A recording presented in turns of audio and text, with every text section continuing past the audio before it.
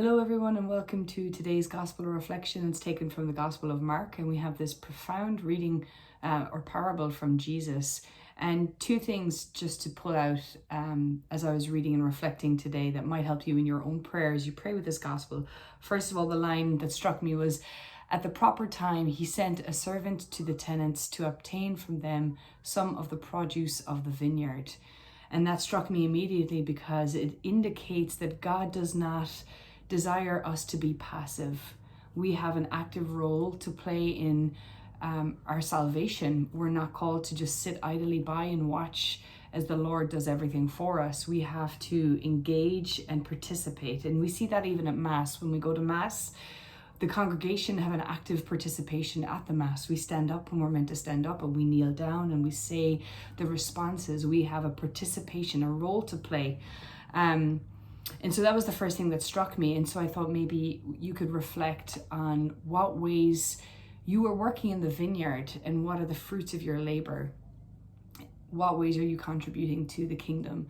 And looking at your life, do you see the fruits of the Spirit in patience with those around you, your family members?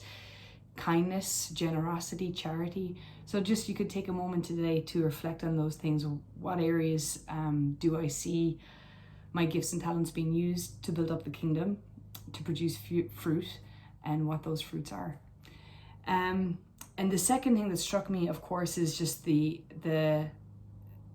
way Jesus is prophesying his own death and showing us that the Father has sent numerous prophets to get us ready for the coming of his Son.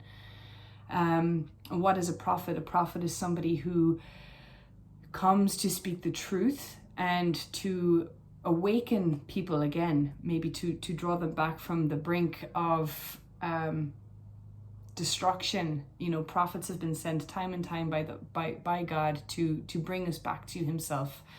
And so maybe today we can reflect, who are the prophets in our life today that are calling us to a deeper conversion, or the promptings of the Holy Spirit?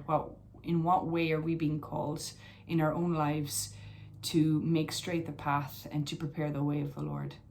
So I hope you have a blessed day, and dive into this gospel because it's really beautiful and very, very deep, and there's so much more to unpack, but they were just some of my thoughts. God bless. Take care.